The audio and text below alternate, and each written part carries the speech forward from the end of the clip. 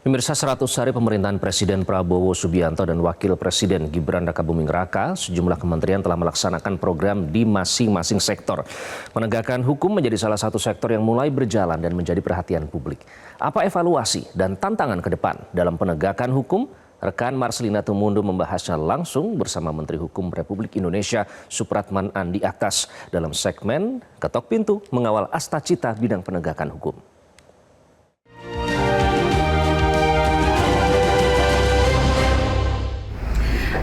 Selamat pagi Indonesia, kita berjumpa lagi di segmen Ketok Pintu. Nah, sekarang saya sudah berada di kantor Kementerian Hukum Republik Indonesia dan hari ini momentumnya bertepatan dengan jelang 100 hari pemerintahan Presiden Prabowo Subianto. Kalau kita berbicara soal hukum, pemirsa, tentunya persoalan hukum di Indonesia ini sangat luas dan sangat dekat kepada kehidupan setiap warganya. Misalnya kalau kita berbicara soal kasus hukum, ini tatarannya mulai dari diperbincangkan di meja hijau atau di ruang persidangan sampai di warung-warung makan ya. Nah, ini menjadi perbincangan yang sangat dekat dan sosok yang menjadi pucuk pimpinan dari hukum di Indonesia tidak lain dan tidak bukan juga adalah Menteri Hukum Republik Indonesia yang mana dijabat oleh Supratman Andi Aktas. Kita akan lakukan dialog dan juga kita akan tanyakan apa saja yang menjadi fokus dari Kementerian Hukum Republik Indonesia di periode kali ini dan juga bagaimana mengevaluasi di 100 hari masa pemerintahan Presiden Prabowo Subianto. Langsung saja ya kita ketok pintunya ya, kita lihat nih di dalam lagi ada kegiatan apa sih. Langsung. Assalamualaikum. Waalaikumsalam. Wah, udah langsung ada Pak Menterinya nih di sini ternyata. Selamat pagi Pak Selamat Menteri. Pagi Mbak Marcelina. Apa kabar Bapak? Baik, alhamdulillah. Alhamdulillah kabar baik. Ini sudah ngumpul bersama para dirjen ya Pak? Iya, kita lagi bahas soal program-program di kementerian, baik kendala maupun yang akan kita laksanakan ke depan. Oke, selamat pagi Bapak-Bapak. Kita dari Metro TV izin mau bergabung sebentar ya. Dan tentunya relevan juga dengan pembahasan yang terus menjadi pembahasan di Kementerian Hukum ya Pak, bagaimana program-program harian dijalankan. Apalagi ini bertepatan juga Pak dengan momen 100 hari Presiden Prabowo Subianto ya. Nah, Pak Menteri, kita boleh sambil ngobrol-ngobrol ya Pak? Ayo kita sambil ngobrol dan berinteraksi dengan seluruh jajaran di kementerian. Ini pengambil keputusan semua nih. Oke, artinya itu yang sangat paham gitu ya bagaimana pelayanan publik dari Kementerian Hukum dan juga kebijakan-kebijakan yang dijalankan ya. Betul. Sebelum kita berbicara lebih lanjut ya soal program-program dan juga evaluasi, kita ingin tahu di apa sih yang menjadi morning routine kebiasaan setiap pagi di Kementerian Hukum? Pertama, kita selalu berkomunikasi dengan seluruh Direktorat Jenderal maupun badan yang ada di sini. Tugas saya sebenarnya jauh lebih ringan, Mbak Marcelina, karena saya mencoba untuk selalu mempercayakan semua proses bisnis yang ada di Kementerian Hukum itu kepada teman-teman yang berada di bawah. Ini yang saya lakukan bukan karena satu, harus ada kepercayaan bersama. Kalau saya tidak mempercayakan sesuatu yang merupakan tugas bidang teman-teman, itu artinya kerjaan numpuk di saya dan itu bisa tidak akan menyelesaikan masalah. Nah, yang paling penting adalah setiap saat saya bisa mendapatkan laporan rutin dari yang saya anggap betul-betul fokus untuk bisa menyelesaikan keluhan-keluhan masyarakat. Jadi termasuk pagi ini saya dapatkan laporan terkait dengan kinerja di Direktur Jenderal KI maupun Direktorat Jenderal Administrasi Hukum Umum. Kalau dengan Direktorat Jenderal PP sih, wah ini memang kerjaan rutin yang, ini kerjanya 1 kali 24 jam kadang-kadang. Ya, dan tidak mengenal hari libur. Nah, kita harus pantau mana aturan-aturan ataupun perundang-undangan yang merupakan permintaan dan fokus dari Bapak Presiden, tentu kami akan segera menyelesaikan itu. Dan itulah pertemuan setiap pagi kita lakukan, walaupun biasanya sih tidak lengkap seperti ini. Tergantung isu, tergantung kebutuhan apa yang harus kami selesaikan di Kementerian Hukum. Kuncinya berarti terus melakukan koordinasi, sinergi terus diperkuat begitu ya Pak. Betul. Nah, kita bicara soal evaluasi Pak. Kalau di periode pemerintahan yang saat ini kan sudah lebih difokuskan kinerja dari Kementerian Hukum dan HAM yang kemarin sekarang menjadi 3 kementerian, ada Hukum, HAM, serta Imigrasi dan Pemasyarakatan. Jadi fokus utamanya sudah lebih efektif sekarang Pak? Sangat efektif dan jauh lebih mudah karena kan di pemerintahan yang lalu saya sempat menjabat Menteri Hukum dan HAM, walaupun waktunya singkat ya 2 bulan, tetapi ada bagusnya karena saya bisa mencoba untuk mencari masalah sebenarnya apa sih yang ada di Kementerian Hukum dan HAM pada saat itu. Tetapi karena memang reorganisasi itu saya sudah dapatkan sehingga fokus saya yang saya tahu nanti Kementerian Hukum tinggal 3 Direktorat Jenderal. Sehingga kemudian belanja masalah itu kami lakukan, kami koordinasikan, kemudian begitu saya dilantik dan semua pejabat eselon 1 juga dilantik, masalahnya kita udah temukan. Kalau kita ambil secara general ya Pak, persoalan hukum itu misalnya katakanlah vonis dari suatu kasus pastikan sangat menyita perhatian publik ya, menimbulkan pro dan kontra dan kerap kali menimbulkan anggapan bahwa hukum itu tajam ke bawah, tumpul ke atas Pak. Nah, bagaimana seorang Menteri Hukum RI melihat terkait dengan fenomena ini? Saya tidak membantah fenomena itu, karena faktanya memang ada. Tetapi yang saya juga mohon ke teman-teman dan kepada masyarakat, beban itu jangan dibebankan di Kementerian Hukum. Karena memang seakan-akan Kementerian Hukum ini menangani semua terkait dengan hukum di segala aspek. Padahal kan sebenarnya enggak. Kami bukan aparat penegak hukum. Tetapi kalau ditanyakan bagaimana untuk mengurangi hal-hal seperti itu, nah tugas kami di sini adalah merumuskan kebijakan yang terkait dengan regulasi. Karena dulu kan saya di Badan Legislasi, DPR, tugasnya sama. Tapi sekarang di sini lewat Direktorat Jenderal Perundang-undangan, kami merencanakan, kemudian merumuskan, dan juga dalam kerangka untuk melakukan izin prakarsa terhadap semua aturan-aturan yang kira-kira memang dibutuhkan dalam rangka penegakan hukum. Contohnya, kita sudah punya KUH pidana. Hukum material kita sudah ada.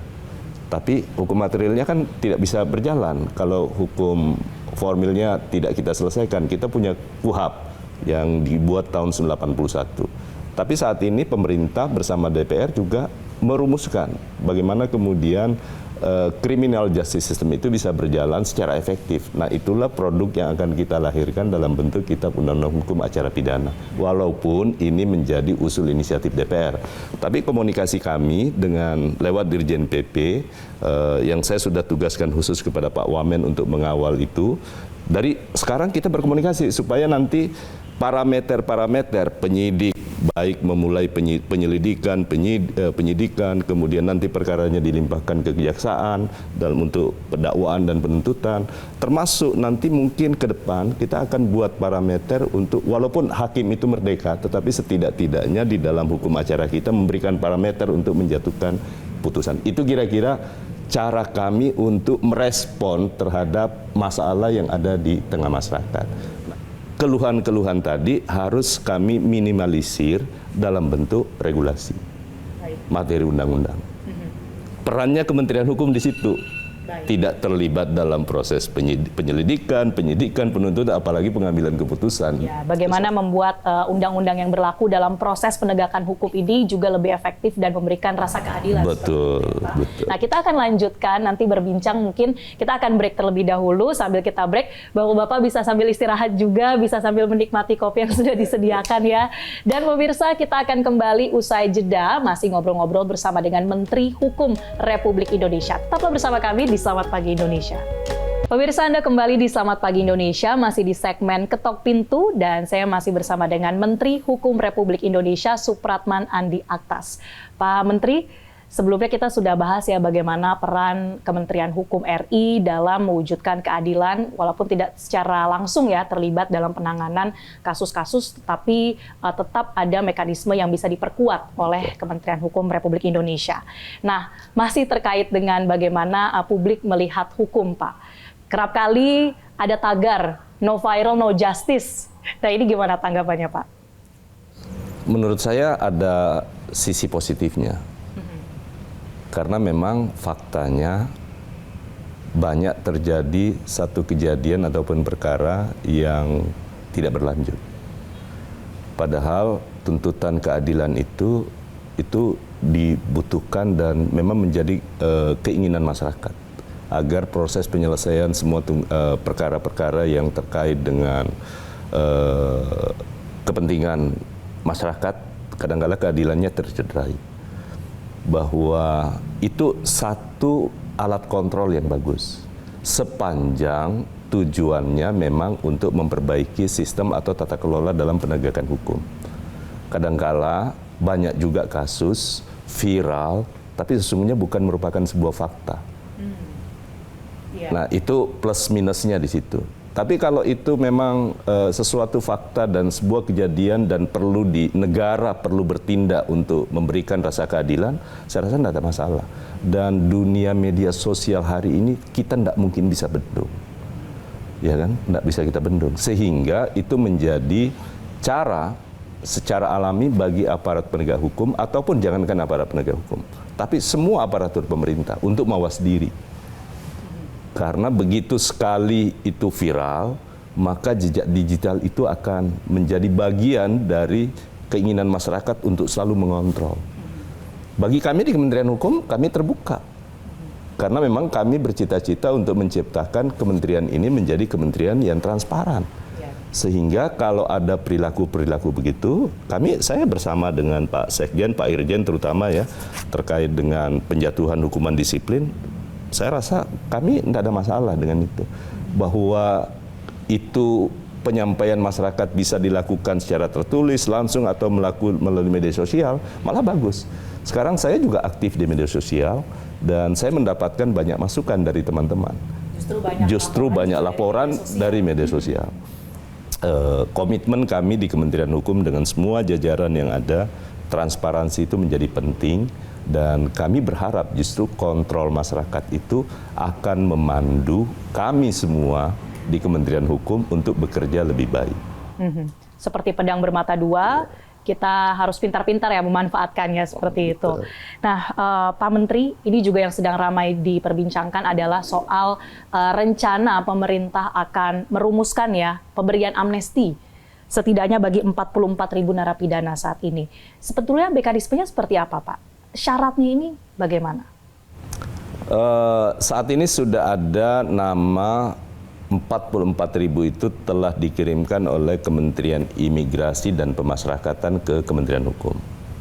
Jadi sejak pisah, Mbak Marcelino, satu ya, tugas Kementerian Hukum itu dalam SOTK kita, bahwa yang terkait dengan grasi, amnesti, abolisi, dan rehabilitasi, itu menjadi tusi Kementerian Hukum.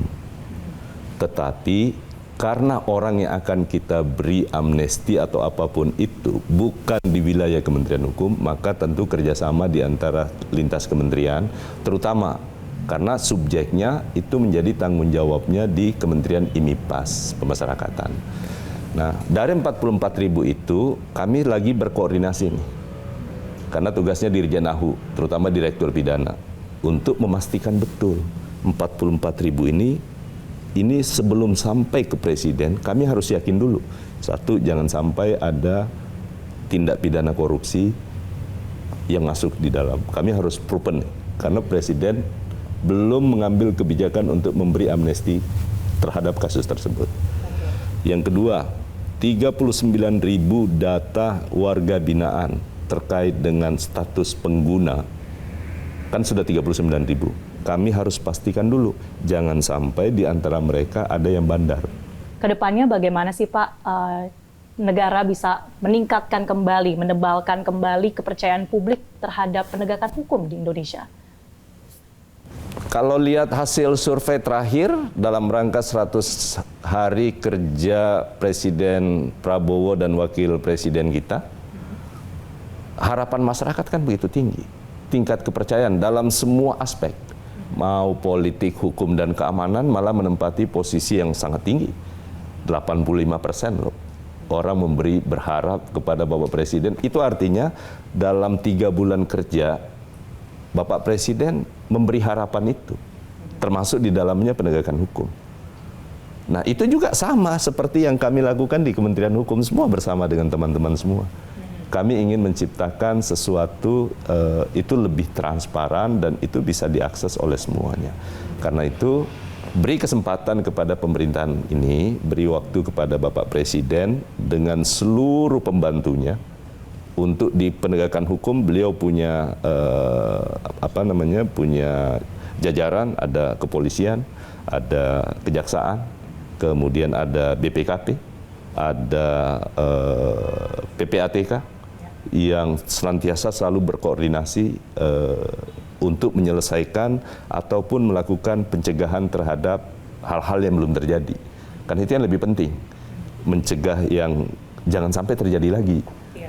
Kan kadang-kala beban Presiden Prabowo sekarang adalah kadang-kala itu terkait dengan beban masa lalu. Nah, beliau akan fokus jangan sampai di pemerintahan beliau yang pimpin sekarang itu justru nanti akan menimbulkan beban yang baru. Nah, itu yang secara konsisten beliau lakukan. Dan kami sebagai pembantunya semua turut untuk mewujudkan itu. Peran dari Kementerian Hukum di sini untuk memperkuat, mendukung semua program strategis ini seperti apa, Pak? Di awal pemerintahan, begitu saya dilantik menjadi menteri, beliau menitipkan satu hal yang paling urgent, dan itu sudah diselesaikan. Beliau ingin untuk mereview semua peraturan perundang-undangan, mulai dari undang-undang sampai kepada keputusan menteri, maupun juga peraturan daerah, untuk bekerja sama nanti dengan kantor wilayah kami untuk melakukan review itu, terkait dengan 4 program prioritas atau 5 program prioritas. 1, makan bergizi gratis salah satu di antaranya. Kedua, swasembada pangan, swasembada energi, kemudian kepemilikan lahan yang harus berkeadilan. Lebih enak jadi menteri atau di DPR, Pak? Wah, ini pertanyaan yang sulit. Ini pertanyaan jebakan ini. Kalau saya jujur bermasalah, tidak jujur. Dua-duanya ada tantangannya tersendiri. Kalau di DPR itu seni untuk mencapai sebuah keputusan itu dibutuhkan seni dalam hal bernegosiasi. Karena pengambil keputusan itu tidak tunggal. Dulu zaman saya kan 9 fraksi. Jadi setiap hari kalau ada keputusan yang akan kita ambil, saya harus berkomunikasi dengan 9 fraksi atau 9 partai politik. Kalau saya mau utuh nih suara, setidak-tidaknya walaupun sebenarnya dengan 5 fraksi cukup, tapi saya selalu mengupayakan ini kalau harusnya kita musyawarah mufakat. Nah, itu seninya, tantangannya di situ enak.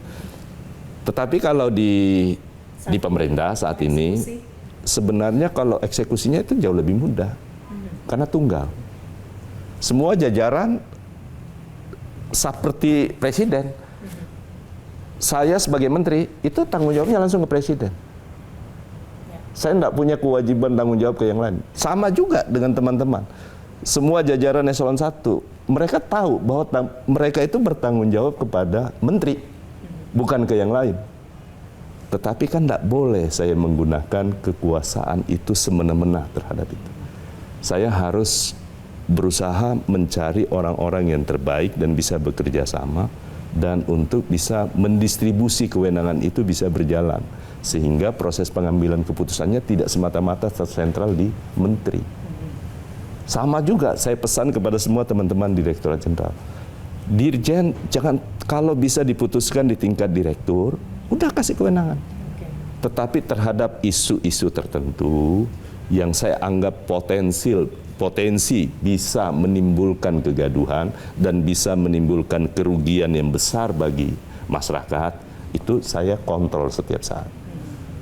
Terkait satu, di Direktorat Jenderal AHU, itu Direktorat Badan Usaha.